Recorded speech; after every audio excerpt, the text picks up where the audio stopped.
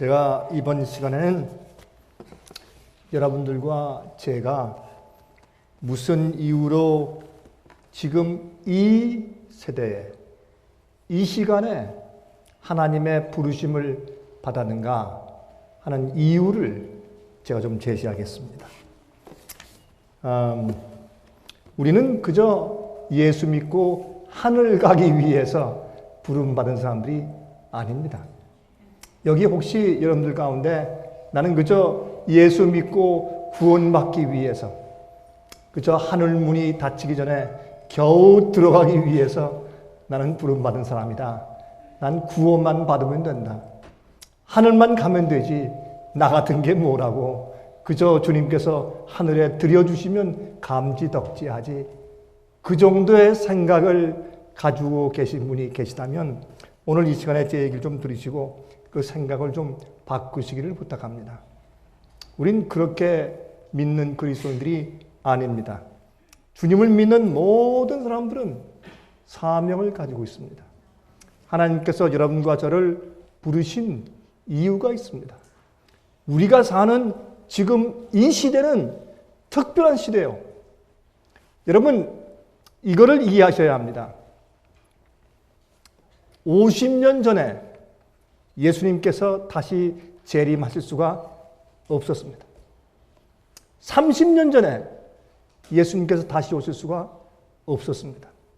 물론 예수님께서 언제나 오실 수가 있었고 오셔야만 했습니다마는, 그러나 우리가 성경의 예언과 또한 예수님께서 오셔야 할 조건들을 가만히 연구해 보고 나서 지금에서야 와서 우리가 느끼고 이렇게 이야기할 수 있다, 그 말입니다. 제가 생각할 때는 예수님께서 10년 전에 재림하실 수가 없었습니다. 예수께서 오셔야 하는 여러 가지 조건들이 있습니다. 상황들이 준비되어야 합니다. 무대가 전체적으로 준비되어야 합니다. 예수님께서 오시기 전에 물론 우리가 늘 얘기하듯이 죄악의 잔이 차야 합니다. 이스라엘 백성들이 가나안 땅에 들어가서 점령하기 전에 아모리 족속들의 죄악이 아직 관영하지 않았다, 그렇게 성경을 말씀했습니다. 이스라엘 백성들이 출애굽해서 가나안 땅에 들어가는 모든 여정기는 마지막 시대 하나님 백성들이 하늘 가나안에 들어가기 전에 경험하는 우리의 경험들의 상징이기 때문에 우리 그것은 이 세상의 죄악의 잔이 아직 채 차지 않았다라는 것을 우리가 적용할 수 있는 근거가 됩니다. 또 이 세상에 천국 복음이 온 세상에 전파되어야 합니다. 모든 민족에게 증거되기 위하여 온 세상에 전파되어야 합니다. 온 세상에 천국 복음이 뿌려지는 이유는 모든 민족에게 증거되게 하기 위해서 그렇습니다. 증거는 성령의 능력이 임해야 합니다. 여러분, 사도행전 1장에 예수님께서 말씀하시기를 너희는 이 예루살렘을 떠나지 말고 위로부터 내리는 성령을 기다리라 그랬어요. 그들이 성령을 기다리며 연합하여서 죄를 구하고 한 마음이 되어서 다락방 위에서 기도했을 때 오순절 성령이 떨어졌습니다. 그때 성령을 받고 나가서 그들이 천국 복음을 증거했어요. 성령을 받으면 너희가 나의 증인이 될 것이라고 말씀하셨어요. 증거는 성령의 능력으로 사람들 마음 가운데 진리를 각인시키는 일이기 때문에 그것은 우리의 언변이나 우리의 논리나 우리의 기술로 하는 것이 아닙니다. 우리가 성령을 충만히 받아야 성령의 능력으로 각 사람 마음 가운데 예수님이 참된 복음이 증거되어서 그 받은 감동으로 거절하든지 받든지 진리를 받으면 진리로 거룩하게 되고 거절한 자는 짐승의 표를 받게 되는 것입니다. 그렇게 해서 성령의 증거로 구원과 멸망이 결정되고 그 각 받는 개인들의 운명이 끝나버리는 것입니다. 그게 증거입니다. 증거는 그저 우리가 성경 공부 가르쳐서 그 사람을 설득했다, 이것으로 끝나는 것이 아니라 증거는 성령의 증거이기 때문에 지금까지 뿌려진 천국 복음을 근거로 해서 그 근거가 논리적으로는 설명되고 논리적으로는 뿌려졌지만은 그것이 사람들 마음 가운데 충격적으로 가서 증거가 되지 않는 것입니다. 그래서 이제 앞으로는 말이죠, 우리가 논리적으로 퍼뜨려 놓은 진리들이 성령의 능력으로 거두는 출사업을 하는 것입니다. 그건 사람들 마음 가운데 가서 그들이 논리적으로 받은 그것을 완전하게 결심하도록 만드는 것입니다. 영접하든지 거절하든지, 하나님의 일을 받든지 마귀의 힘을 받든지, 이렇게 운명이 결정지어 버리는 일이 생겨야 합니다. 그래서 이 천국 복음이 모든 민족에게 증거되기 위하여, 그게 목적이에요. 온 세상에 전파되리니 그제야 끝이 올 것이라 했습니다. 예수님께서. 그게 마태복음 24장 14절이죠. 예수님의 재림의 징조 가운데 최종적으로 이루어져야 할 역사인 것입니다. 물론 처처에 기근이 있고 지진이 있고 온역이 있고 이런 모든 일이 마지막 시대는 말이죠. 동시에 옛날엔 그저 지진 한번 나고 50년 있다 또 나고 100년 있다 나고 20년 있다 나고 홍수가 있다가 기근이 있다가, 그러나 마지막 시대는 처처에 동시에 여러 곳에 다발적으로 같이 지진이 생기고 홍수가 나고 같이 화산이 터지고 기근이 동시에 있고 홍수와 지진이 한 나라에 동시에 존재하며 이런 이상한 일들이 생긴다고 말씀을 했습니다. 옛날의 천연재해와는 전혀 양상이 다른 그러한 일들이 생긴다고 예수님께서 말씀하셨죠. 이런 모든 것이 예수께서 오시는 징조들이고 그런 일들이 이루어져야 합니다. 물론 그러나 그 중에서 제일 중요한 것은 말이죠, 증인들이 생기는 것입니다. 여러분, 증인들이 생기기 위해서, 다시 말해서 지금 말씀드린 것을 조금 반복한다면, 모든 민족에게 증거되기 위해서, 증거는 성령께서 하시는 것인데 성령을 충만히 받는 증인들이 준비돼야 성령의 증거가 나가는 것입니다. 모든 사람들이 듣고 그 다음에 그것이 가슴에 와서 닿아서 오 형제여 내가 어찌할꼬, 그것이 50절의 결과였어요. 성령으로 외쳤을 때 모든 사람들이 그 말씀을 듣고 갑자기 베드로의 설교를 듣고 형제여 그러하면 우리가 그 예수를 십자가 못 박아 죽인 것이라면 형제여 우리가 어찌할꼬, 그렇게 된 것이에요. 이것이 성령의 증거입니다. 너희가 위로부터 성령을 받으면 너희가 내 증인 될 것이라고 예수께서 말씀하셨어요. 자, 이런 일이 마지막 때에 생겨야 합니다. 그러면 이런 모든 민족에 증거되는 일이 있기 전에, 성령이 충만한 자들이 생기기 전에 어떤 일이 있어야 합니까? 이 천국 복음이 영원한 복음이, 왜 영원한 복음입니까? 복음이 타협되었어요. 내려오면서 바뀌었어요. 엉터리 복음이 들어왔어요. 잘못된 오류가 들어왔어요. 그래서 이 복음이 뒤바뀌었어요. 왜 우리가 바벨론의 포도주에 대해서 강조하는가? 바벨론의 포도주를 잘못 받으면은 취해서 비틀거리며 하나님의 참된 영원한 복음을 이해치 못하게 돼버려요. 술을 마셔서 비틀거리는데 어떻게 똑바로 말씀이 이해가 되겠어요? 그렇잖아요?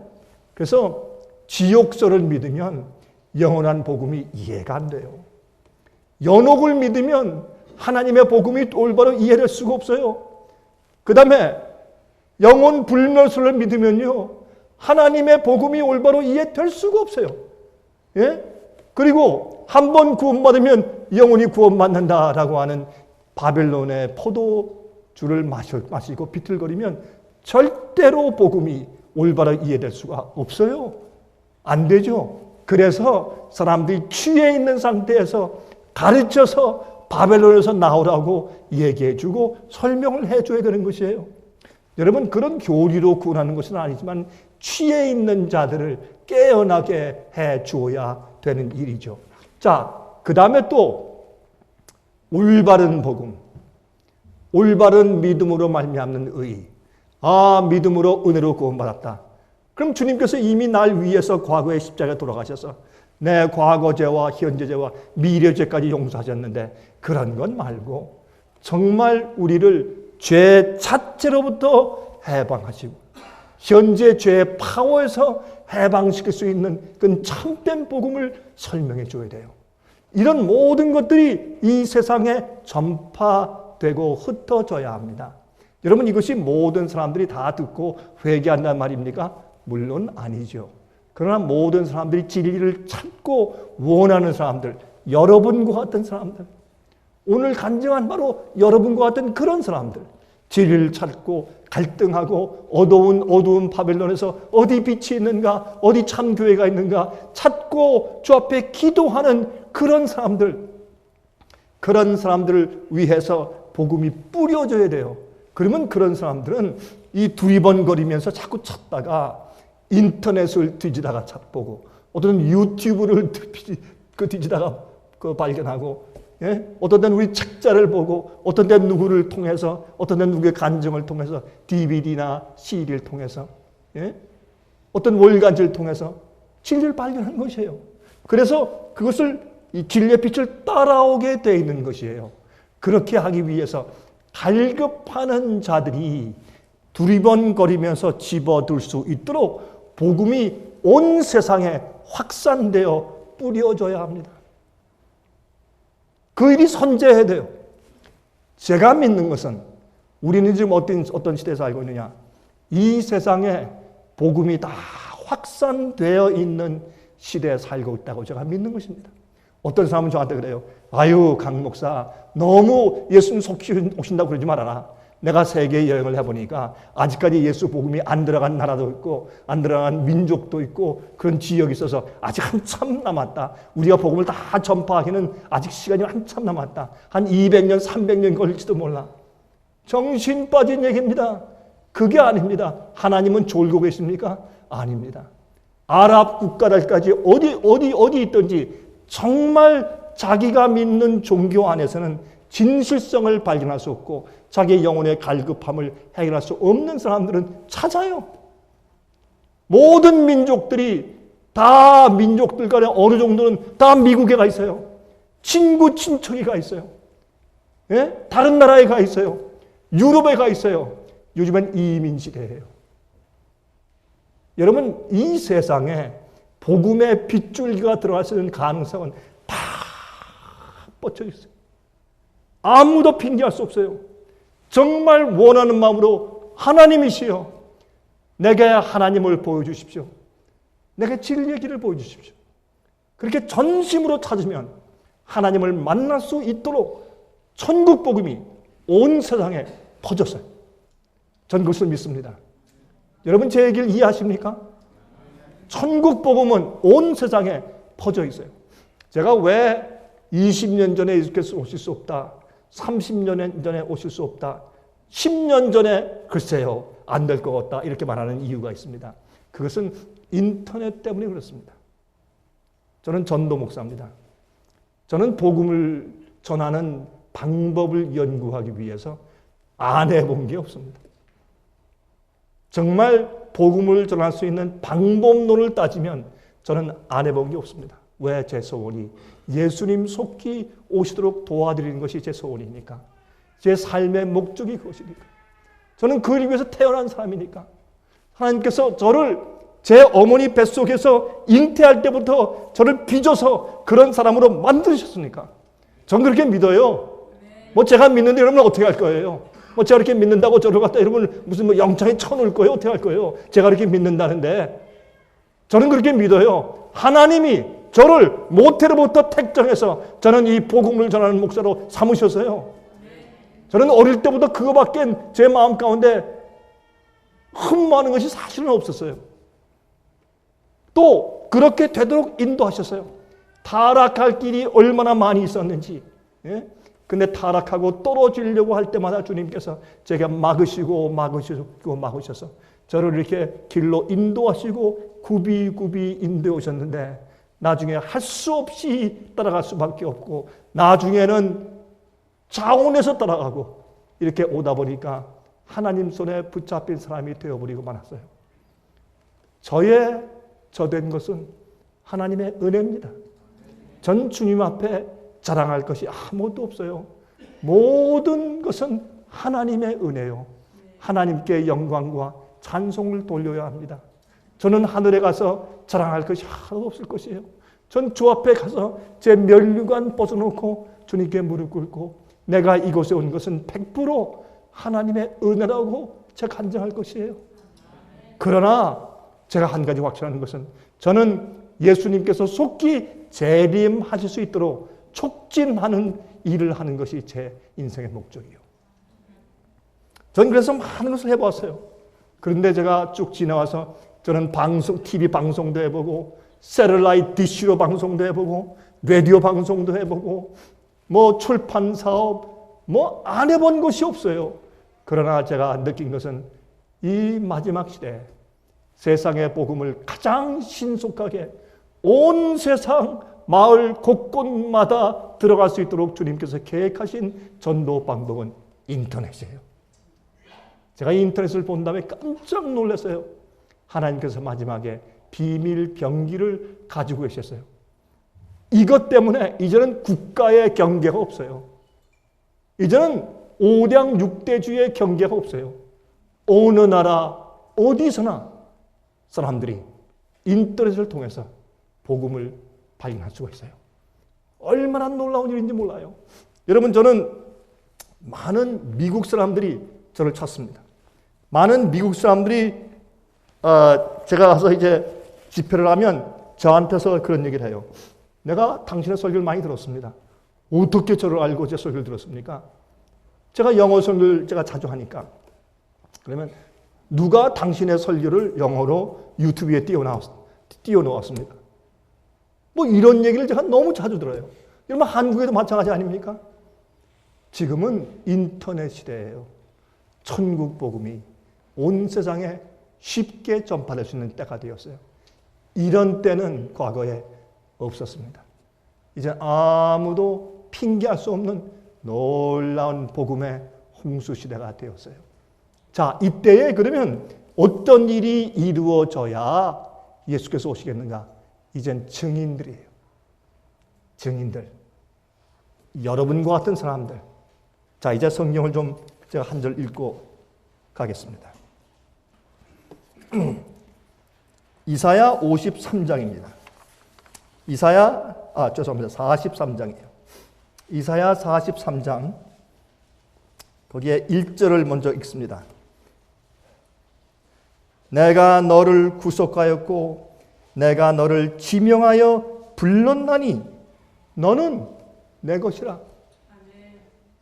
여러분들은 하나님께서 여러분을 지명해서 불렀다. 그거 믿으세요? 좀 어떤 분들은 확신을 가지고 아멘 하시는데, 근데 여기에 정말 그렇다라고 말하기가 쉽지 않죠. 나를 그저 구원하시는 은혜를 베푸셨는데 나를 증인으로 주님 것이라고 나를 부르셨다? 글쎄요. 그렇죠? 요거는 조금 그렇게 쉽지 않은 질문이죠. 그 다음에 이런 말씀이 있어요. 그 다음에 하나님께서 증인들을 보호하시는 얘기를 하신 다음에 10절, 11절, 그 다음에 21절. 나 여호와가 말하노라. 너희는 나의 증인, 나의 종으로 택함을 입었나니 이는 너희로 나를 알고 믿으며 내가 그인 줄 깨닫게 하려 함이라. 나의 전에 지음을 받은 신이 없었느니라. 나의 후에도 없으리라. 나 곧 나는 여호와라. 나 외에 구원자가 없느니라. 이 백성은 내가 나를 위하여 지었나니 나의 찬송을 부르게 하려 함이라. 이건 지금 예수님께서 누구를 보고 하신 말씀이에요? 이스라엘 백성들. 이스라엘 백성들을 두고 기록하신 구약의 말씀이에요. 이사야에. 자, 그러면 요한계시록에 하나님께서 마지막으로 사용하신 참된 증인들 무리가 나오거든요. 그 사람들을 여자의 남은 자손이라 이름을 붙였어요. 그리고 그들이 나오는 사람들 숫자를 표현했어요. 근데 그들은 12지파에서 나오네. 그렇죠? 그들의 이마에 어린 양과 아버지의 이름이 기록되어 있네. 어린 양이 어디로 인도하든지 따라가는 사람들이네. 예? 그들은 추수사업의 첫 열매네. 이런 모든 말씀을 모아서 이 사람들은 마지막 시대에 하나님께서 빼어내신, 하나님께서 나의 증인으로 부르시고 택하시고 지으신 영적인 이스라엘 백성들이에요. 예? 12지파예요. 그건 실제로 12지파일 수가 없는 것은 제가 설명드릴 필요가 없죠. 여러분 잘 아시죠? 영적인 12지파인데 그들은 영적인 마지막 하나님의 교회의 대표예요. 12지파. 진짜 지파보다 영적인 지파. 성질 머리별로. 제가 이 성격별로 그렇게 말하지 않고 성질 머리라고 하는 것이 우리가 가지고 있는 그 성격들이 사실 우린 성질 머리지. 그런 모든 특성대로 주님께서 특성대로 골라 빼셔서 당신의 증인으로 삼고 일을 시키시죠. 여러분 그 심리학자들이 한 가지 동의하는 것은 우리 인간들이 가지고 있는 성격들의 구분되어진 성격들의 숫자가 12가지예요. 그건 틀림없어요. 12가지를 따지면 모든 인간들의 성격의 종류가 거의 다 포함돼요.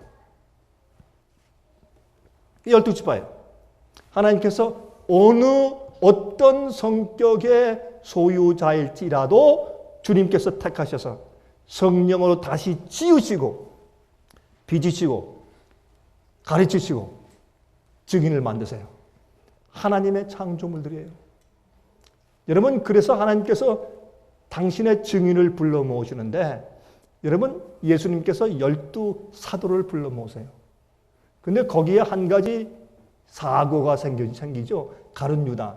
그건 예수님께서 부르시지 않았는데 사실은 자원한 자죠. 어쨌든 12명이 왔는데 여러분 마태, 유다, 바돌로메, 예? 도마, 베드로, 야고보, 요한 많이 보세요. 성질 머리들이 전부 달라. 다 다르고 뾰족하고 좁고 과격하고 급하고 느리고 의심 많고 그 모든 종류의 성격들의 사람들을 예수님께서 아시고 각각 그 다른 성미들을 고르셔서 당신의 제자를 삼으세요. 나중에 가룟 유다가 배반하여 차살하여 죽은 다음에 그들은 구태여 제비를 뽑아가지고 진실된 주의 종들 가운데 한 사람 맏대를 뽑아서 12번째를 또 끼워 넣어요. 왜 그랬는가? 12는 영적인 이스라엘 교회를 상징하니까. 그리고 새 예루살렘의 조직이 어떻게 돼요? 12 기초석, 12 대문. 12 제자들의 이름이 기록되어 있고 12지파의 이름들이 문에 기록되어 있고 그거 왜 그래요? 하나님께서 마지막에 증인을 세우셔서 일하시는 것을 상징하는 것이에요. 그리고 그 나름대로의 성미대로 자기가 믿는 방식대로 진리를 깨닫고 모아져 온 사람들이 새 예루살렘에 들어가는 것이에요. 하나님의 역사예요. 이 오묘한 것을 우리가 하늘에 가서 계속 연구해야 돼요. 주님께서 왜 그렇게 하셨는지. 근데 제가 이렇게 들어가면 시간이 많이 지나니까 마지막 시대에 증인들이 등장합니다. 이 증인들이 등장해서 일하는 일이 없으면 예수님께서 오실 수가 없어요. 그 증인들이 외치는 얘기를 성경에는 새 천사가 날아가면서 신속히 하늘에서 외쳐. 그 사람들이 하는 거예요. 우리가 하늘에 천사가 언제 날아오나 그렇게 기대할 필요가 없는 것이 그 기별은 하나님의 종들이 외치는 기별이에요. 그걸 천사라고 표현되어 있어요. 왜? 천사는 안겔로스, 기별자예요. 주님의 종들은 기별자 아니에요? 예? 사도 요한이, 계시 요한이 이제 계시를 보다가 너무 기가 막히니까 천사에게 무릎 꿇고 막 경배하려고 하니까 너 경배하지 말라. 나도 안겔로스, 기별자고 너도 안겔로스, 천사, 너도 기별자야. 나도 주의 종이고 너도 주의 종이니까 나한테 경배하지 말고 하나님만 경배하라. 그렇게 말씀을 했어요. 여러분 그 계시록 1장을 보면 예수님의 손에 있는 7별, 그거는 기별자들, 교회에 있는 나의 종이라고 말씀했어요. 그 사람들이에요. 천사도 앙겔로스고 인간 기별자들도 앙겔로스예요. 여러분들이 주님의 기별을 알고 체험하고 전하면 여러분도 앙겔로스, 천사예요. 그렇게 성경은 설명되어 있어요. 그러므로 이런 백성들이 준비되어야 하는 것입니다. 그래서 여기 제가 이사야 43장에 읽은 것처럼 그런 말씀이 성경에 계속 기록되어 있는 것입니다. 육신적인 이스라엘 백성들에게서 이 역사가 이루어지지 않았어요. 이 일이 세상 마지막에 14만 4천을 통해서 이루어지는 것이에요. 14만 4천을 통해서. 제가 이 14만 4천 얘기하려면 제가 할 말이 많으니까 생략을 하고 제가 입을 다물어야 돼요. 시간이 또 막 나갈 테니까 제가 이제 그 생략을 하고 제가 그 얘기를 하는 게 아니니까. 자, 이제부터 설명을 합니다. 마지막 시대 증인들의 모습. 누군가 무엇을 어떻게 한다는 얘기냐. 제가 그것을 설명드리려고 하는 것입니다. 성경에 제일 먼저 기록된 책이 뭡니까? 제일 처음에. 창세기예요? 욥기입니다. 여러분들은 제 설교를 많이 들어본 분들이라 금방 대답을 하시는군요. 욥기입니다. 욥기서가 제일 처음에 기록된 성경입니다. 왜 그런가? 욥기서가 주는 질문이 있어요. 그 질문은 뭐냐면 왜 하나님을 섬기느냐? 그 질문이에요. 왜 하나님을 섬기느냐? 그 질문을 답하기 위해서 욥기서가 기록되어 있어요.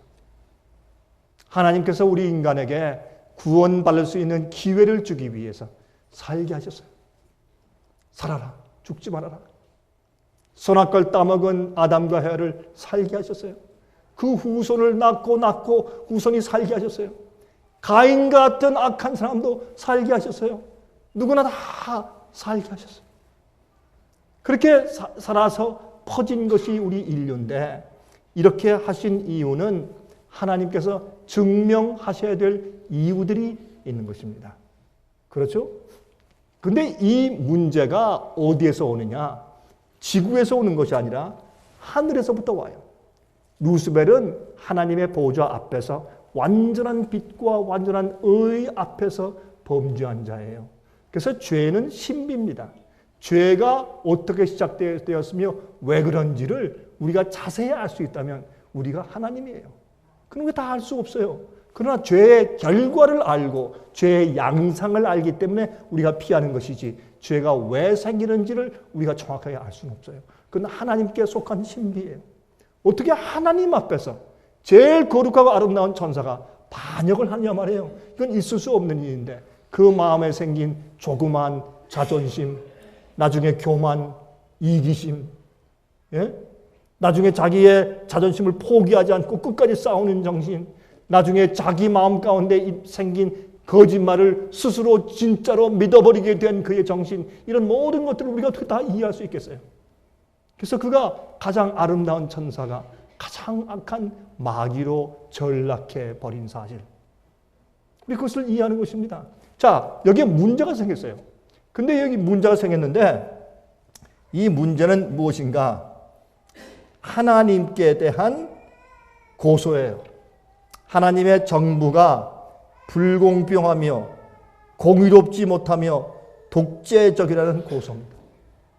하나님께서 우리 보고 이렇게라 저렇게라 법을 주시고 지키게 하시고 법 아래 살게 하시고 이건 다 불공평한 독재라는 겁니다. 하나님 지는 안 지키고 이렇게 돼버린 거예요. 하루아침에. 그리고 우리는 완전하게 지음받은 자들이라 법이 필요 없다는 거예요. 이렇게 돼버린 거예요. 그래서 하나님의 사랑의 성품이 의심을 받게 되었어요. 고소한 것 때문에. 여러분 제가 말이죠.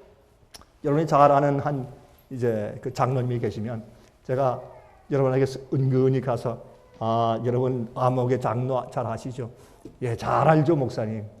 참 훌륭한 분이시죠. 깨끗하신 분이고. 그런데 사실은 여러분 잘 모릅니다. 내가 그 장로님을 개인적으로 잘 아는데 같이 여행도 많이 다녀보고 여러분이 모르는 면이 있습니다. 하고 은근슬쩍 얘기하면서 그 사람 말이죠. 요즘에 큰일이 생겼는데 저 부산에 이상한 여자가 하나 생겼습니다. 이렇게 하면 여러분들이 펄쩍 뛰죠. 그럴 리가 있습니까? 아니, 어떻게 목사님은 사람을 그렇게 이상하게 고소합니까? 남을 그렇게 억울하게 하면 안 되죠. 그 장로님은 절대 그럴 수 없죠. 그래요? 조금 기다려 보시죠. 이렇게 은근히 의심을 심어놓고 가면요, 여러분들이 그거 하나 씨를 뿌린 것 때문에 여러분이 고민에 빠져요. 정말일까? 이거 어떻게 된 거야? 여러분 이럴 때 말이죠, 그 고소한 사람을 없애버린다고 그 문제가 해결되는 것이 아니에요. 한번 의심이 없는 깨끗한 곳에 한번 의심과 죄의 씨를 던져놓으면 그것이 자라고 성장해서 어떻게 되는 것이 수확을 보아야 결정이 되는 것이지, 미리 이거 거짓말이야 탁 잘라버리고 이거 아니야 그렇게 할 수 없는 것이에요. 하나님이 아주 난처한 입장에 처해 버리시게 된 것입니다. 여러분 보세요. 그 에덴 동산에서 선악과에 대해서 마귀가 꼬일 때 어떻게 했어요? 흔히 의심을 심어 넣으세요. 하나님이 이 실과를 너희를 보고 먹지 말라고 하시더냐? 그 얘기는 왜 해? 그런 의심할 수 있는 넌지시하는 질문을 왜 하냐고요? 여러분 사실요, 사람을 모함하는 것은요, 그 사람 도둑놈이야 이렇게 말할 필요가 없어요. 이거 없어졌는데 혹시 이렇게 하면 되는 거예요. 그렇죠? 그래서 하나님께 대한 의문을 심어서요, 그게 시기, 질투와 교만과 이기심의 시작이었죠. 하나님처럼 자기도 인정받고 영광과 경배를 받고 싶은 그런 욕심에서였어요. 이 죄의 출발과 근원을 우리가 다 파헤치기가 어려워요. 나중에 하늘 가서 우리 공부할 것이에요. 그런데 여러분 이렇게 해서 이 문제가 일어났는데 천사의 3분의 1이 넘어갔어요. 천사의 3분의 1이 몇 명이에요? 수십억이에요. 수십억. 어마어마한 숫자예요. 어마어마한 숫자가 하나님을 의심하기 시작했어요. 마귀의 얘기에 동조하기 시작했어요. 이걸 하나님께서 마귀를 쓱싹 없앤다고 해결이 돼요? No, 해결이 안 돼요. 뭐가 필요해요? 증인이 필요해요. 오케이? 두 파트에서 보여주는 일이 필요해요. 하나님으로서 당신을 보여줘야 돼요. 하나님의 마음을 보여줘야 돼요. 그래서 하나님이 하나님 자신을 위한 증인이 되셔야 돼요. 그것이 예수님의 성육신이요. 이 일을 설명하면 또 시간이 걸려요. 그렇게 하고 지나갑시다. 우리는 인간 증인을 말하는 것이니까. 예수님이 이 땅에 오셔서 하나님의 마음을 계시해 주셨어요. 하나님을 보여주셨어요. 하나님의 마음을 보여주셨어요. 의인이 어떻게 사느냐를 뛰어넘어서 하나님이 인간이 되어서 사실지라도 어떻게 사시는가, 의인, 선한 자가 어떤 삶을 사는가를 보여준 생애가 예수의 생애예요. 하나님이, 말씀이 육신이 되어 우리 안에 거하시니, 예? 진리와 은혜가 충만해. 독생자의 영광이에요. 그래서 예수님은 우리 인간들에게 보여진 하나님인데, 우리가 볼 수 있는 인간적인 입장에서 인간이 하나님으로 우리 인간 세계에 와서 사실 때 어떻게 사실 것인가? 하나님이 하나님의 영광을 가지고 와서 어떻게 살아요? 우리가 볼 수 있게 인간으로 와서 사셔야지. 그러니까 하나님의 마음을 완전히 보여주신 것이고, 두 번째, 하나님이 우리 인간의 육신 그대로 취하시고 육신의 본성과 마음을 그대로 가지고 오셔 사셨기 때문에 우리도 성령으로 거듭나서 그런 선한 마음을 받으면 우리도 그렇게 살 수 있는 모본이 또한 되신 것이에요. 하나님의 마음을 보여주신 것이고 또 우리의 의로운 생활의 모본이 되어주신 것이에요. 그래서 마귀의 고소가 왜 잘못되었는지 하는 것을 예수님의 생애로 증명해 버리셨어요. 십자가에서 팔을 벌리시고 다 이루었다 하셨을 때 온 우주는 알았어요. 이제 얼마나 마귀가 간악하며 하나님이 옳았다는 사실을 다 알았어요. 십자가 이후부터 우주에 있는 아무도 이제는 마귀를 승인하거나 인정하거나 마귀의 고소에 귀를 기울인 자가 없어졌어요. 하나님의 증거가, 하나님의 증인되심이 완전하게 성립되고 이루어졌어요. 아무도 의심할 자가 없게 되었어요. 그런데 이슈가 있어요. 인간들. 하늘에서 끝나는 것이 아니거든요. 범죄한 이 지구에서 끝나야 돼. 그래서 이 지구에 있는 이 지구인들을 구원하시는데 하나님께서 증인들이 필요하세요. 하나님께서 구원하실 때 어떻게 해야 돼요? 누구는 구원해 가시고 누구는 구원하실 수가 없고 누구는 지옥불로 태워서 없애셔야 되고 어떤 일은 영원히 살게 하셔야 돼요. 그걸 어떻게 증거할 것이냐고. 예? 누가 의인이며 누가 악인인지 어떻게 증거할 것이냐고. 그래서 하늘의 기록책에 기록하는 것이 있죠. 심판이 있는 것이에요. 사람들이 이 심판을 이해하지 못하는 것이에요. 복음엔 심판이 반드시 포함되어야 돼요. 심판이 없는 복음은 가짜 복음이에요. 그렇죠. 자, 그 다음에 그 사람들이 무엇을 증명해 줘야 되느냐. 하나님이, 그러니까 하나님께서 구원하시고 멸망시키시는 일에 대한 정당성이 입증되어야 돼요. 누굴 통해서? 인간 증인들을 통해서. 또 한 가지 중요한 이슈가 있는데 이것은 하나님이 우리 인간을 위해서 이 땅에 오셔서 하나님이 하셔야 할 일을 다 하셨어요. 그 일 가운데 굉장히 중요한 포인트가 뭐냐면 하나님이 세상을 이처럼 사랑하신 것이에요. 인간을 위해서 하나님께서 그들을 용서하시고 구원하신다는 것을 주님의 생애로 보여주신 것이에요. 대속의 죽음으로 입증해 주신 것이에요. 그래서 우리도 무엇을 해야 되냐? 증인들이 무엇을 해야 되느냐? 하나님이 옳습니다. 마귀가 잘못된 것입니다. 라는 것을 보여주는 증인의 역할이 필요해요.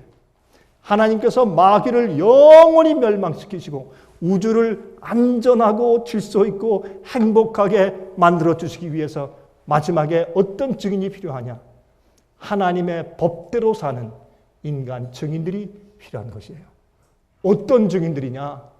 자원하는 심령으로, 강요해서 하는 것이 아니라 자원하는 심령으로 하나님의 계시된 사랑을 보고 하나님의 고통을 이해하고 유일하신 하나님과 그 보내신 자 예수를 깨닫고 아는 자들이 자원하는 심령으로 주님의 법대로 살고 마귀와 타협하지 아니하고 죄를 짓지 않고 주님의 계명대로 사는 생애가 이 땅에서 가능하다라는 것이 보여지고 증명돼야 돼요. 그러면 하나님이 승리하시는 것이에요. 마귀의 모든 고소가 묵살되고 있는 것이에요. 마귀는 잘못된 것이에요. 마귀와 거기에 속한 수십억의 악한 천사들, 악한 영들이 그들은 이제 앞에 멸망나고 없어져야 돼요. 그래야 이 온 우주가 안전한 곳과 행복한 것이 되는 것이에요. 더 이상 투쟁과 전쟁이 없어지는 것이에요.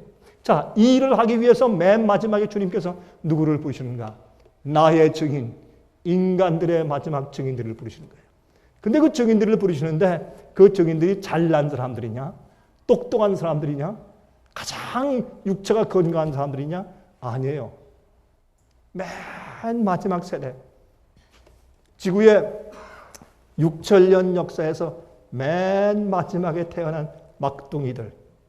유전 법칙에 의하여서. 여러분 잘 들으세요. 예수님도 인간이 타락한 이후에 4천년 이후에 태어나셨어요. 그러면 4천년 동안 연약해진 인간의 유전 법칙대로 연약성을 가지시고 태어나셨어요. 하나님은 변칙을 하시는 분이 아니에요. 우리들은 인간의 역사에서 6천년 이후에 가장 연약해진 육체, 가장 연약해진 DNA를 유전 법칙에 의해서 타고난 사람들이에요. 육체가 가장 연약해. 머리의 IQ도 제일 나빠. 예? 제일 그 연약성을 물려받고 대대로 물려받아가지고 또 죄의 본성들도 쌓이고 쌓인 것을 유전 법칙으로 물려받아가지고 모든 일에 가장 취약성을 몸에 담고 그런 본성을 가지고 태어난 이 세대입니다. 이 세대에서 하나님께서 증인들을 일으켜서 마귀가 하는 것이 잘못됐다를 알려주기 위해서 그들이 자원하는 심정으로 사랑으로 예? 어떻게까지? 나는 멸망당해도 주님의 공입니다. 구원받으면 주님의 은혜고 내가 혹시 구원받지 못해도 주님의 공입니다. 하나님께는 아무 잘못이 없습니다. 다 우리 책임입니다. 하나님은 사랑의 하나님이요, 동정의 하나님이요, 의로운 분이요, 자비로우신 분이시요. 하나님은 공의하신 분이기 때문에 하나님께는 오류가 없습니다. 하나님을 얼마나 잘 알았으면 그런 얘기를 할 수 있어. 내가 멸망돼도 하나님이 오셨습니다. 그래 죽는 거예요. 예? 자기가 멸망되는데 하나님은 잘못 없습니다. 하나님은 오류가 없습니다. 라고 죽으니 세상에 이런 증인들이 어디 있냐고요. 또 한 가지는 그런 사람을 주님께서 멸망시키겠어요? 주님께서 다 데려가시지. 안 그래요? 그러한 증인들이 생기는 것이에요. 예? 근데 보세요. 한 아버지한테 10아들이 있다고 하십니다. 근데 어떤 일을 시키려고 하니까 다 못한대. 그거 어려워서 우리 못합니다. 아 그래? 그래서 아버지가 10번째 제일 막내 아들을 불러다가 훈련을 시켰어요. 그리고 그 일을 하게 만들었어요.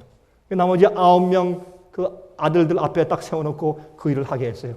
그러면 제일 연약한 꼬마 막내 아들이 그 일을 하면 그 형들이 나 못합니다. 핑계할 수 있을까요? 그래서 맨 마지막 시대 14만 4천은 특별한 존재가 아니에요.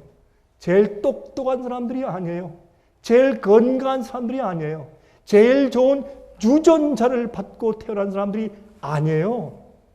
그러나 그들이 받은 빛 때문에 이 세상 역사에서 하나님에 대한 복음의 빛이 쌓이고 쌓여와서 밝은 빛을 가지고 하나님을 이해하는 사람들이에요. 그래서 그들은 하나님을 사랑함으로 자원하는 마음으로 주님께 희생하고 주님을 순종하고 주님의 계명대로 살아요. 그 생애의 거룩한 증거 때문에 온 우주가 하나님이 옳습니다. 이렇게 되는 거예요. 하나님이 옳습니다.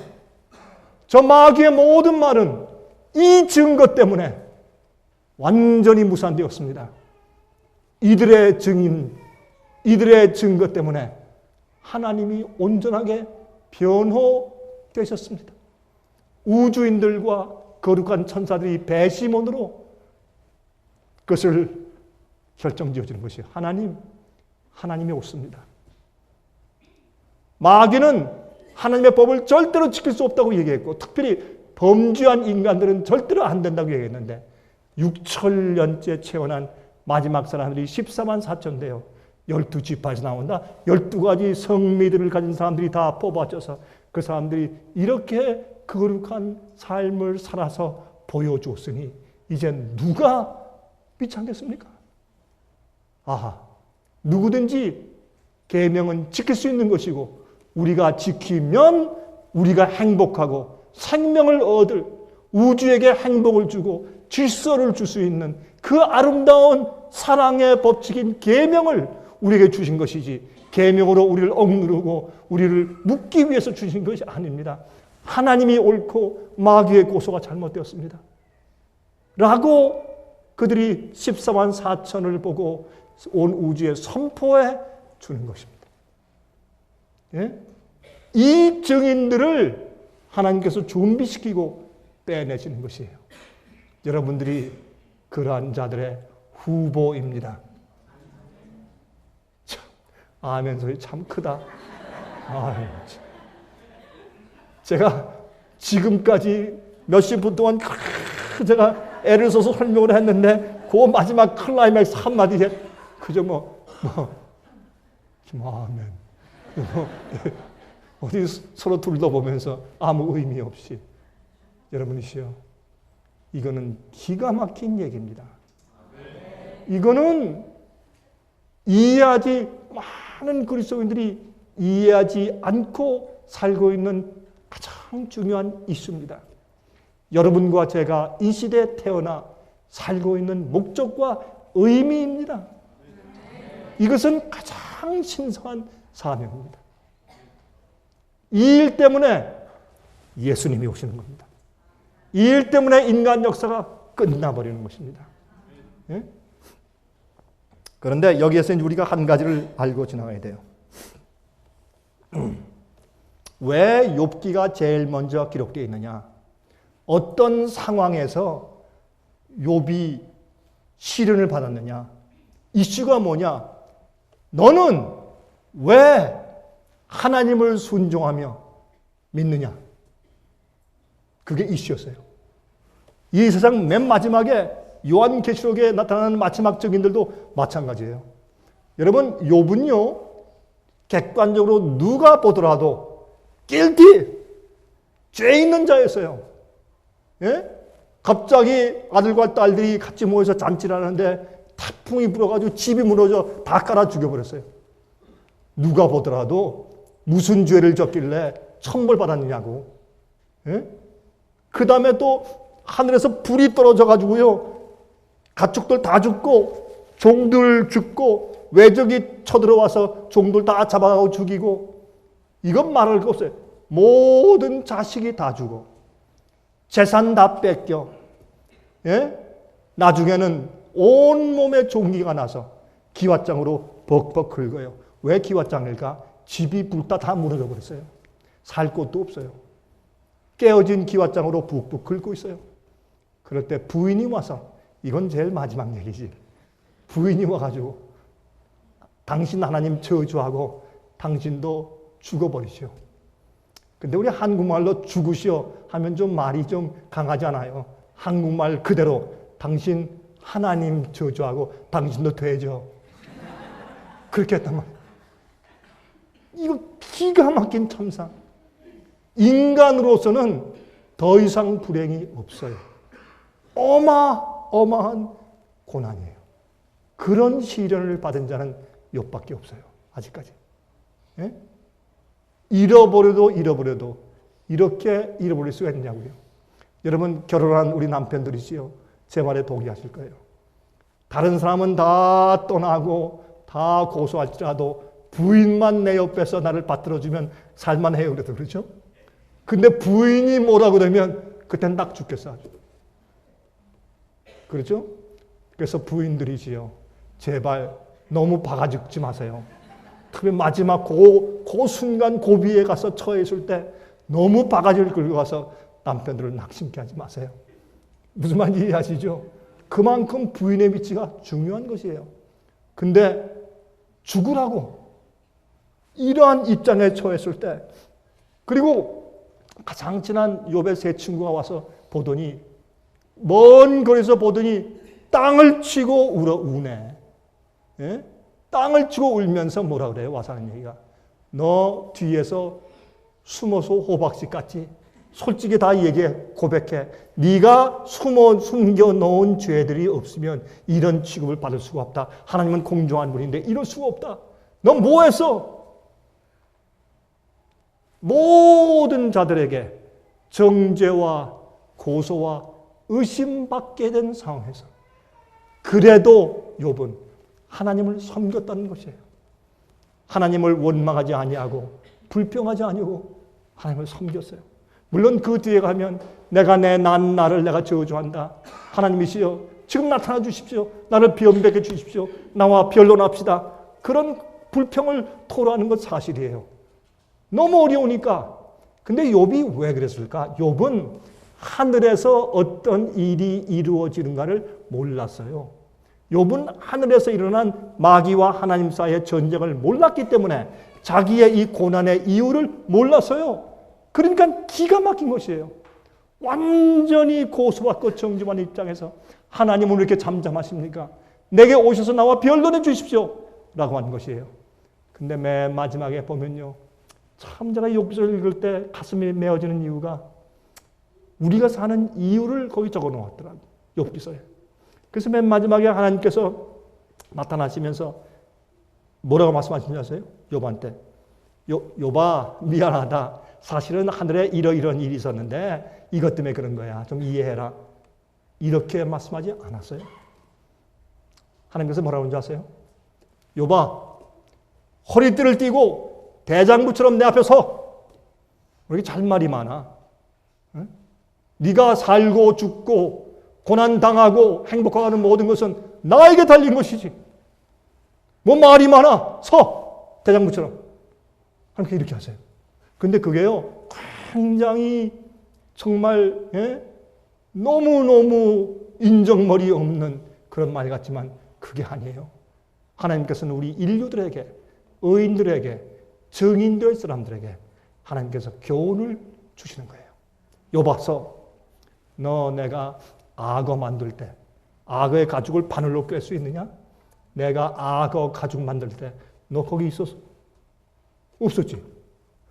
내가 하늘에 구름을 만들 때 너 거기 있었니?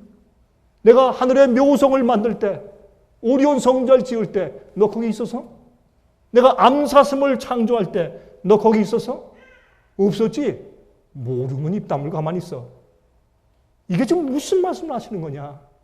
모든 것을 아시는 하나님, 크고 섬세하신 하나님, 모든 것을 당신의 뜻대로 빚으시고 설계하시고 디자인하시고 창조하신 그 하나님이 알아서 하시는데 왜 의심하느냐 이거예요. 왜 불평이 많느냐 이거예요. 내가 너를 어디에 서게 하고 내가 당할 시련과 고난을 통과할 때 나를 믿었으면 내가 창조주 하나님이면 거기는 다 끝난 거고 그만은 하면 충분하고 기다리면 되는 것이지 왜 불평해? 이것을 말씀하시는 것이에요. 그걸요 길게 말씀하세요. 내가 하늘에서 눈을 내릴 때 너 그때 있었어? 내가 사방에서 바람을 일으킬 때 너 거기 있었어? 그렇게 길게 말씀하세요. 그때 욥이 알아들었어요. 속이 시원했어요. 나중에 무릎 꿇고 하나님이시여 내가 입을 막고 죄를 뒤집어쓰고 내가 회개합니다. 하나님 나를 용서해 주십시오. 내가 회개합니다. 그랬어요. 그거는 뭐냐? 남들의 이야기, 친구들의 얘기, 그를 번거롭게 만드는 방문자들. 여러분 우리에게는요. 우리가 신앙생활할 때 우리를 번거롭게 만드는 사람들이 많아요.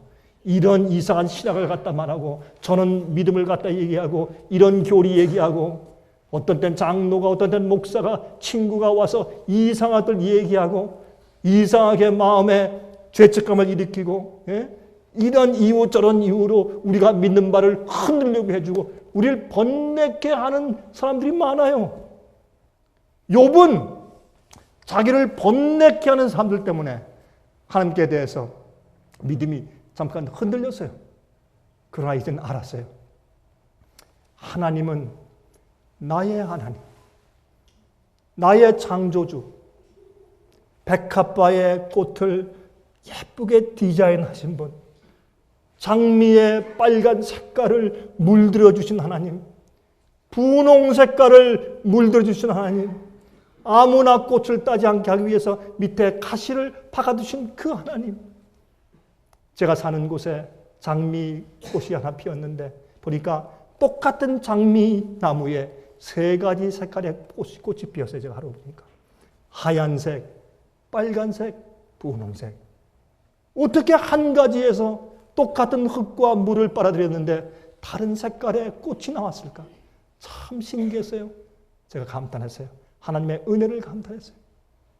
그런 하나님, 세상의 피어를 만드시고 태양을 만드신 하나님, 배터리도 없으면서 수천 년 동안 열과 빛을 발광하는 그 태양.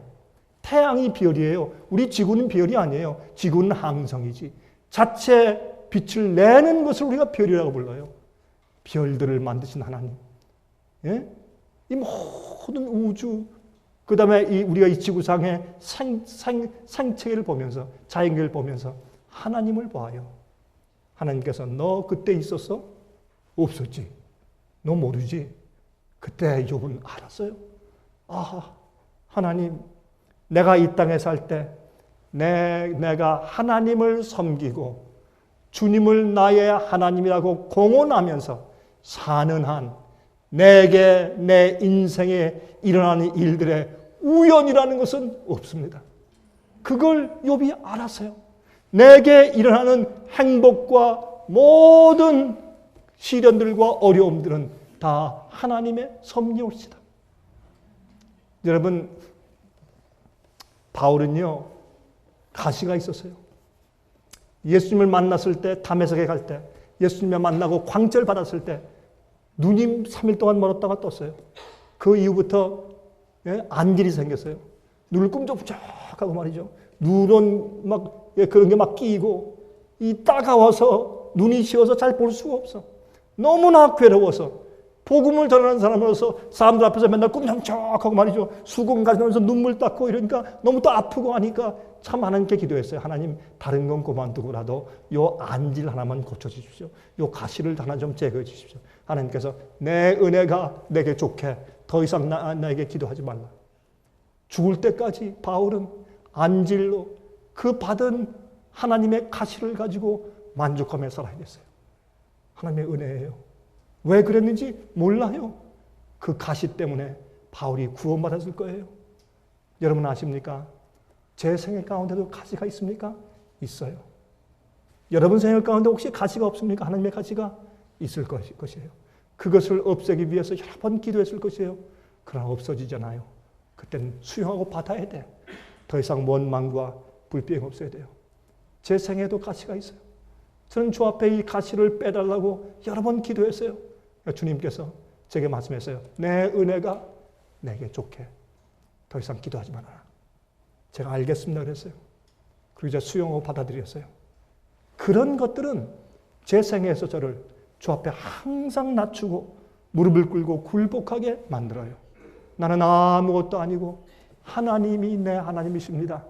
라는 것을 항상 제게 상기시키는 가시들이에요. 여러분, 욥은 그것을 나중에 알게 돼요. 그래서 하나님께서 어떻게 하십니까? 그 친구들이 잘못했기 때문에 꾸짖으시고 욥이 그들을 위해서 제사를 드려 주었을 때 그들의 생명을 건져주셨어요. 하나님께서 욥을 의인이라고 불렀어요. 그를 인정해 주었어요. 그러나 욥이 한 가지 이해 못한 것은 이것입니다. 이제 잘 들으세요. 이것이 관건이에요. 이것이 오늘 제 설교 제목이에요. 이유 없는 고난. 이해하시겠습니까? 욥기서의 답변은 무엇이냐? 왜 하나님을 섬기냐 이거예요. 이슈가 뭐예요? 고난을 받는데, 시련을 받는데 이유가 없어. 내가 저 시련을 받기에 무슨 죄를 졌냐 이거예요. 내가 뭘 했길래 이런 일이 생기냐 이거예요. 여러분이시여, 우리가 이 땅에서 당하는 많은 시련들과 어려움들은 이유가 있어요. 그 이유는 대부분이 우리의 잘못과 실수예요. 그렇죠? 어떤 사람들은 자기가 잘못하고 실수해서 받은 것을 하나님께서 내게 시련을 주시고, 하나님이 시련 주시기 무슨 하나님이 시련을 주셔서 지 잘못이면서 대부분이 그래. 예? 핑계하고. 그러나 욥이 당한 것 같은 것은 이유 없는 고난이에요. 욥이 그런 시련을 받기에 아무 일도 하지 않았어요. 그 일은 무엇이냐? 하나님께서 마귀의 고소 때문에 욥을 증인으로 세우시는 거예요. 오늘 제가 말씀드린 볼 결론이 여기에 있어요. 하나님께서 욥을 택하시고 그를 들어서 증인 세우시는 것이에요. 마귀가 뭐라 그랬어요? 예? 마귀가 하나님의 아들의 장자총에 마귀가 딱 왔어. 그래서 하나님께서 너 어디서 왔니? 그랬더니 뭐라 했어요? 마귀가 내가 저 지구에서 두루 다니다 왔습니다. 그건 히브리 말로 지구를 주관하다 왔습니다. 시장이란 뜻이에요. 시장. 예? 메이어. 그러니까 하나님께서 그래? 네가 지구의 통치자야? 그러면 지구에 네가 통치자라면 욥처럼 선하고 의로운 자가 어떻게 있느냐? 네가 지배하지 못하는 자가 있는데? 라고 말씀하시니까 욥이 그래요? 욥을 내게 주십시오. 내가 해볼게요. 이렇게 해서 시험을 걸어버린 거예요.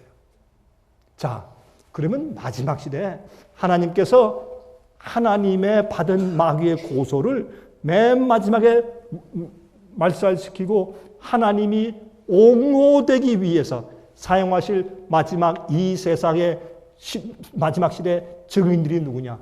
의로운 사람들이에요. 마귀가 이 지구의 주인이요. 마귀가 세상을 다스린다고 얘기할 때 그때 하나님께서 그래? 그럼 어떻게 14만 4천 같은 자들이 있느냐? 네가 이 세상의 주인이면 이렇게 하시는 것이에요. 그래요? 하나님 그럼 마지막에 한번 봅시다. 그들을 내 손에 주십시오. 그렇게 하는 것입니다. 그래서 마지막에 하나님 백성들에게 마지막 고난이 오는데 마지막에 고난이 오는 그 환난을 요한계시록은 짐승의 표의 환난이다 라고 명명하는 것입니다. 짐승의 표의 환난이 어디까지 가느냐 하면 이 세상의 은혜 시간이 다 끝난 다음에 더 이상 회개할 기회가 없어지고 이제는 더 이상 구원받고 멸망당하는 그런 결정한 일이 다 끝나고 하나님의 인이 쳐지고 짐승의 표가 쳐지는 그 일이 다 끝난 다음에 은혜의 문이 닫혀버려요. 끝나버려요. 그 이후에도 의인들이 사는 사람이 있어요. 의인들이 살아요. 그러면 그때는 7 재앙이 떨어질 때예요. 그때는 하늘에 더 이상 예수님의 중보 사업이 없어요. 그때에 하나님께서 14만 4천 준비된 의인들, 마지막 증인들을 마귀의 손에 내어줄 것이에요. 그러면 여기에 보면 하나님께서 욥에게 대해서 말씀하신 한 가지 조건이 있죠. 그의 생명만큼은 건드리지 말아라. 그렇죠. 하나님께서 14만 4천 생명만큼은 건드리지 마라. 그러나 네가 할 수 있는 모든 시련과 모든 유혹을 한번 해봐. 이들이 네 건지 내 건지 너의 증인인지 나의 증인인지 한번 해봐. 라고 주님께서 14만 4천을 마귀에게 내어 주어서 시험받게 하실 것입니다. 이해하시겠습니까? 이것이 마지막 증인들이 해야 할 몫입니다. 그들은 죽음은 죽었지 주님의 법을 어기지 않습니다. 죽음은 죽었지 마귀의 유혹과 시험에 넘어져서 범죄하지 않습니다. 차라리 죽는 게 낫습니다. 왜? 하나님을 아니까. 하나님의 마음을 알고 십자가를 아니까. 아버지가 이 세상을 이처럼 사랑하사 독생자를 주신 것이 무엇인지 십자가의 의미를 너무 뼈저리게 아는 사람들이니까. 아버지를 알기 때문에 그들은 절대로 마귀에게 질 수가 없어요. 그래서 그들은 승리하는 것입니다. 그들은 이기는 것입니다. 그들은 견디는 것입니다. 그래서 야고보서에는 너희가 욥의 인내를 배우라 그랬어요. 성도의 인내가 여기 있나니 저들은 하나님의 계명과 예수 믿음을 지키는 자니라 그랬어요. 욥의 인내, 마지막 주의 백성들의 성도의 인내 같은 얘기입니다. 여러분이시여, 그러므로 하나님은 여러분이 필요한 겁니다. 여러분의 생애에서 적은 이모저모의 시련과 고난 가운데서 승리하시기 바랍니다. 주님의 은혜를 받으십시오. 그리고 그것을 있는 그대로 받아들이십시오. 여러분 어떤 문제가 생길 때 말이죠. 제가 가만히 보니까 문제와 어려움이 생길 때 우리는 그 문제와 어려움을 보면서 어떻게 그 문제와 어려움의 고통만 느끼면 되는데 내가 꼭 넘어져 버려. 되게 그렇죠? 문제와 시련이 오면 문제와 시련 때문에 내가 고통을 받으면 돼요. 그렇죠? 받으면 되는데 그것 때문에 내가 넘어져 버려. 그럴 필요는 없거든요. 그러니까 주어진 고난들, 내가 잘못한 게 없는데 이유 없는 고난이나 재난이 닥쳐올 때도 그때 어떻게 해야 돼? 내가 그것을 수용하고 받아요. 그리고 견디는 믿음을 가져야 돼. 주님을 신뢰해야 돼. 어떤 데 땀이 나고 피땀이 흘러도 어떤 데 힘들어도 주님께 손을 뻗치면서 아버지 난 주님을 신뢰합니다. 지금 하늘에서 아버지와 마귀 사이에 전쟁이 있는 것을 나는 믿습니다. 난 주님을 옹호합니다. 주님이 옳습니다. 마귀가 틀렸습니다. 주님 나는 주 앞에 영광을 돌리고 주님의 명예를 옹호합니다. 그런 마음으로 참을 수 있어야 돼요. 참고 또 참고. 이 인내가 훈련되면 맨 마지막에 개국 이를 없던 환난을 통과하면서 주님의 증인들 되는 것입니다. 이것이 성경의 맨 마지막 이야기예요. 이것이 복음의 마지막 결론장이에요. 근데 오늘날 우린 구원받았어. 당신 구원받았어. 난 구원받았어. 할렐루야 아멘. 이러니 이걸 어떻게 사람들이 이해하겠느냐고. 예? 참 답답해. 구원받지도 못할 뿐더러 하나님을 위한 마지막 이 중요한 복음의 증인 노릇하는 이 귀중한 가르침이 교회의 교인들에게 이해될 수가 없는 것이에요. 이유 없는 고난. 여러분 특별히 이유가 없는데 고난들이 있어요? 이유가 없는데 시련들이 있어요? 이유가 없는데 마음이 아프고 어려운 일이 생겼어요? 여러분이시여 하나님을 신뢰하시기 바랍니다. 우리를 자상하게 돌보시는 하나님을 붙드세요. 그리고 주 앞에 모든 것을 맡기세요. 참는 것은 어려워요. 인내하는 것은 어떤 때는 어려워. 힘들어요.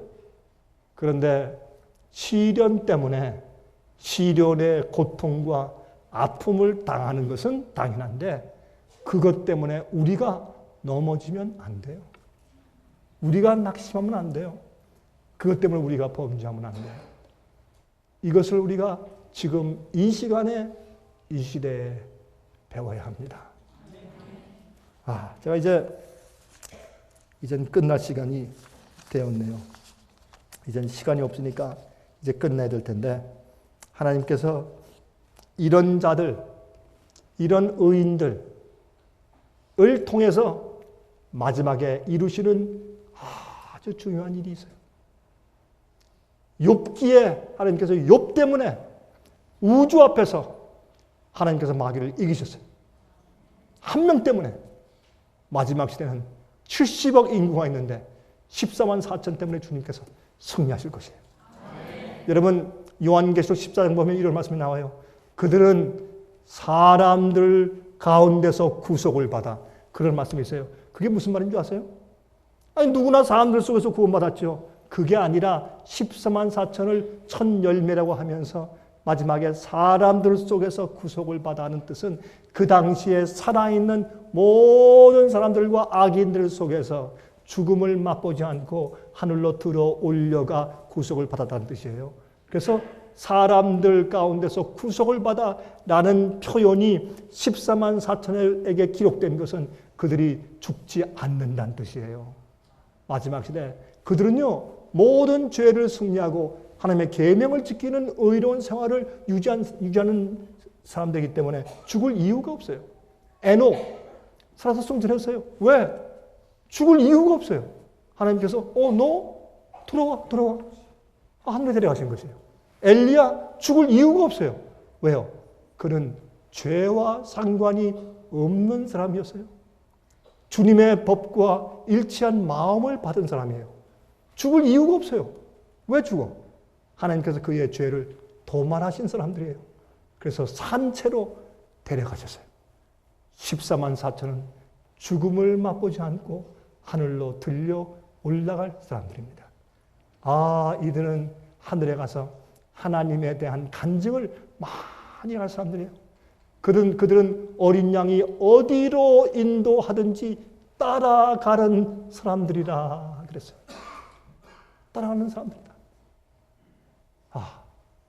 이 지구상에서도 끝까지 따랐는데 하늘 가니까 주님께서 어디 가실 때 얘들아 가자. 같이 가. 예수님 따라서. 주님 가시는 것보다 같이 가서 간증을 해. 자, 여러분들 어느 혹성에 이 알파 혹성에 가서 자, 여기에 사는 사람들이 모이는데 얼마가 모인 줄 아세요? 3억 인구가 모여. 한국이 무슨 운동 경기 한다고 모여도 얼마, 아무리 많이 모여야 8만, 10만 뭐 더 되겠어요? 3억 명. 그때는 이어폰이 필요 없어요. 스피커가 필요 없어. 말하면 다 들려. 하늘에 떠 있으니까 쫙.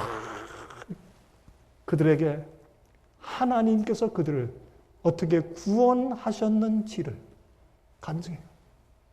죄에서 그들을 어떻게 구속하시고 그들을 어떻게 깨끗하게 하시고 여기까지 오게 하셨는지를 간증해. 모두 다 우는 거예요. 하늘 거민들은 무슨 눈이 없나 눈물이 없나 다 우는 거예요. 콧물도 흘리겠지.